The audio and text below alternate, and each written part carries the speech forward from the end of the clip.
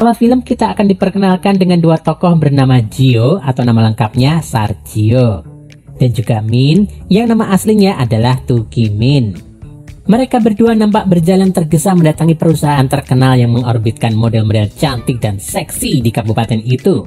Rupanya mereka mau audisi untuk jadi model salah satu proyek besar di perusahaan itu. Gio dan Min ini nggak akrab sama sekali. Mereka terbilang saingan atau musuh bebuyutan karena masing-masing punya followers yang banyak di akun Instagramnya. Gak berapa lama menunggu, Gio alias Mbak Tato maju duluan untuk melakukan interview. Memang tatonya sekarang gak kelihatan sih, karena dia lagi pakai pakaian tertutup. Tapi nanti teman-teman akan tahu sendiri kok Mbak Tato ini kayak apa. Ketika Mas Bram sedang mengajukan pertanyaan-pertanyaan kepada Gio, Mas Jung malah mencari-cari benda-benda yang gak hilang. Bakpao kembar milik Gio lah yang menjadi incaran matanya. Mas Bram sadar akan gelagat temannya. Lalu ia menegur Mas Jung supaya bersikap lebih sopan pada kandidat model. Ketika Gio disuruh berdiri dan berputar untuk dilihat postur dan tipikal tubuhnya, Mas Bram malah ikut-ikutan memperhatikan yang enggak-enggak. Sambil menelan ludah sendiri, Mas Bram mengakhiri sesi wawancara dengan Gio dan memanggil kandidat selanjutnya, yaitu Min. Min juga mendapatkan perlakuan serupa. Ketika ditanya-tanya dan diperhatikan posturnya oleh Mas Bram dan Mas Jung, kita tahu bahwa fantasi dua cowok ini udah melayang kemana-mana. Min ternyata peka akan hal itu dan ia segera mengakhiri sesi wawancaranya, kemudian kembali duduk di ruang tunggu bersama dengan saingannya, yaitu Gio.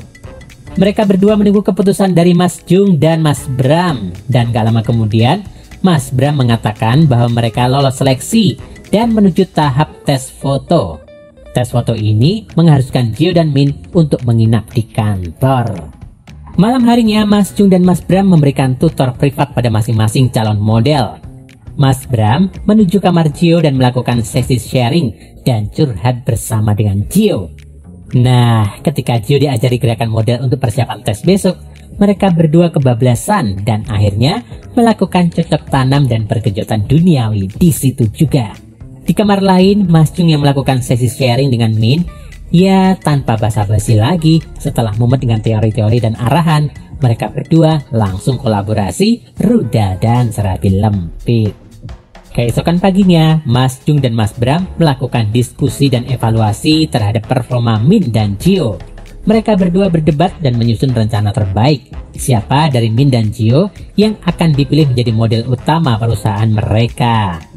Gak lama kemudian, setelah menyusun ini dan itu, mas-mas laknat ini lalu mendatangi Min dan Gio. Di ruangan tunggu, Min dan Gio nampak saling panas memanasi, bersaing secara sengit.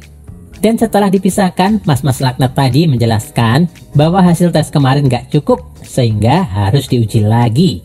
Ujiannya adalah siapa dari mereka berdua yang mampu menjadi yang paling cepat dalam mengganti oli samping mas-mas ini. Halah, ini dua mas-mas laknat ini idenya ada-ada aja.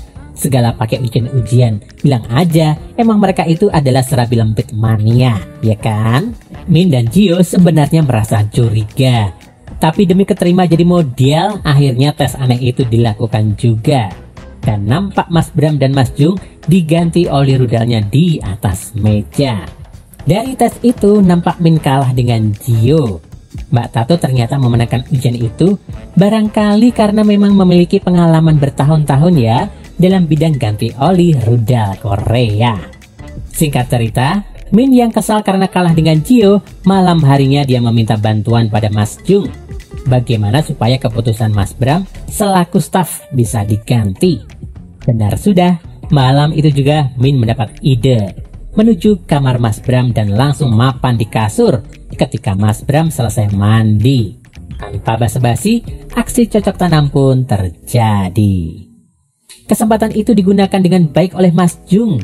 Ia ternyata mengadu domba para model dan Mas Bram dengan cara menunjukkan aksi genjot itu kepada Gio, sang pemenang. Gio marah dan merasa diakali. Disitulah Mas Jung masuk dan memanfaatkan keadaan untuk mencicipi serabi lempit Mbak Tato.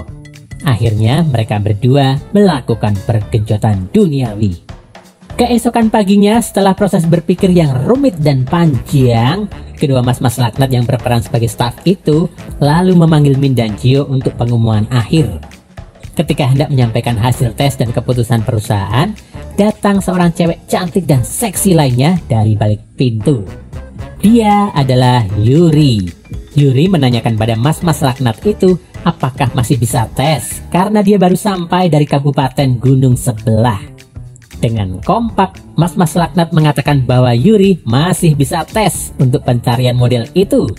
Aduh, katanya pengumuman. Dasar mas-mas laknat, otaknya serabi lempit aja nih. Gio dan Min ditinggalkan begitu saja. Lalu Yuri langsung masuk ke kamar, lalu dites dengan sistem lengkap terpadu oleh kedua mas-mas laknat ini. Dan film pun berakhir.